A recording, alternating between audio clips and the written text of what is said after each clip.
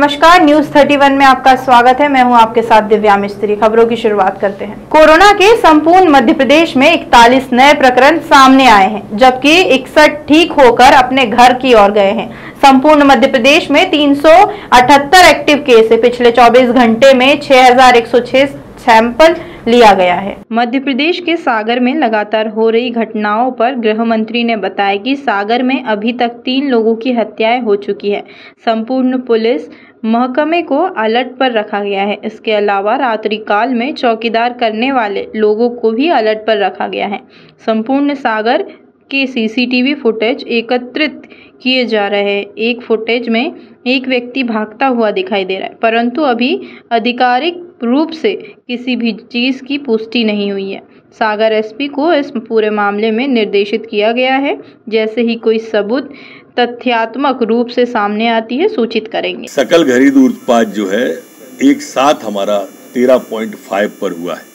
ये माननीय प्रधानमंत्री जी का कुशल नेतृत्व, माननीय अमित शाह जी गृह मंत्री जी का कुशल नेतृत्व, जो कोरोना जैसी भीषण महामारी में लॉकडाउन जैसा देश के अंदर लगने के बाद भी अगर हमारी जीडीपी बढ़ती है तो निश्चित रूप से प्रधानमंत्री जी साधुवाद के पात्र हैं और बधाई के पात्र हैं कि जो उन्होंने इतनी अच्छी जीडीपी करके पूरे विश्व के अंदर आगे बढ़ने का काम किया। कांग्रेस पार्टी कागजों में कभी भी तैयार कर सकती है वो पार्टी, और उनकी हर रोज एक घोषणा होती है। आप पिछले 1 महीने की घोषणाएं निकाल लें, चाहे वो जनजातियों की पदयात्रा हो, चाहे बाल कांग्रेस की हो, चाहे 2.5 लाख के पद वाली हो, ये वैसे ही होंगी जैसी पिछली घोषणाएं हुई हैं, वैसे ही ये घोषणा होगी। देखो, झारखंड में बेटी को जिंदा जलाना, शिक्षक को पेड़ों से बांध देना, ये सरिया कानून की तरफ जाता हुआ प्रदेश दिखाई देता है, क्योंकि सरकार पूरी छत्तीसगढ़ में पर्यटन पे है। जब पूरी की पूरी सरकार और ऊहापोह की स्थिति होगी, सरकार ही पूरी किम कर्तव्य विमूढ़ होगी, तो इस तरह की तो घटनाएं घटेंगी ही। और मुझे लगता है कि इस पर कोई ना कोई कठोर निर्णय होना चाहिए। सर, चुनाव को ध्यान में रखकर भारतीय जनता पार्टी कभी भी कोई काम नहीं करती है।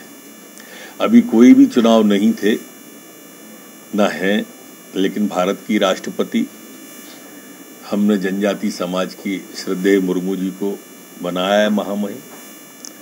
1 साल पहले माननीय अमित शाह जी जबलपुर आए थे। माननीय प्रधानमंत्री जी जनजातियों के कार्यक्रम में भोपाल आए थे। बड़े कार्यक्रम हुए थे। पैसा एक्ट मध्य प्रदेश के अंदर हमारी पार्टी ने किया है, और इसलिए कांग्रेस सिर्फ बात करती है जनजाति की, भारतीय जनता पार्टी, हमारे मुखिया शिवराज सिंह जी काम करते हैं जनजाति की। मध्य प्रदेश सरकार घटना संज्ञान में प्रशासन की आई है। मेरी भी पुलिस अधीक्षक जी से बात हुई है। सभी संपूर्ण पुलिस को अलर्ट मोड पे वहां किया हुआ है। इसके साथ साथ जहां जहां पर हमारे रात्रि गश्त वाले चौकीदार इस तरह के लोग हैं, उनको भी सबको अलर्ट मोड पे किया है।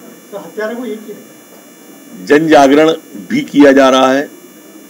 सीसीटीवी के फुटेज भी अलग अलग जगह के पूरे सागर से निकलवाए गए हैं।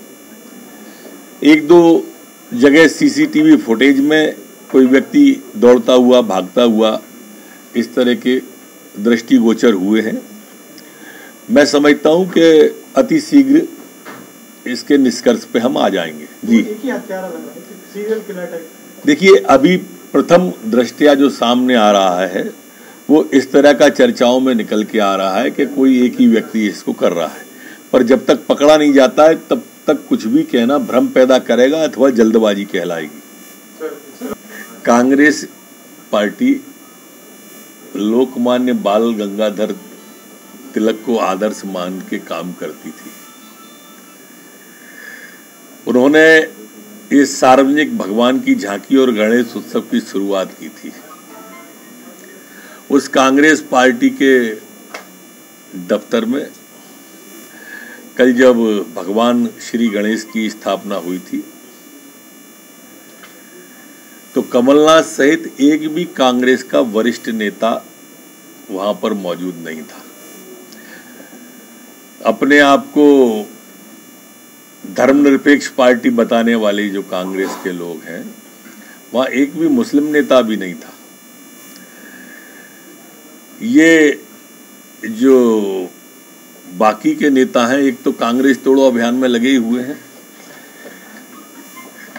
और एक कमलनाथ जी, और बाकी वरिष्ठ नेता कोई भी नहीं था, जो कि मैं अच्छा नहीं मानता हूं। अब तक की खबरों में बस इतना ही। बने रहिए हमारे साथ। नमस्कार।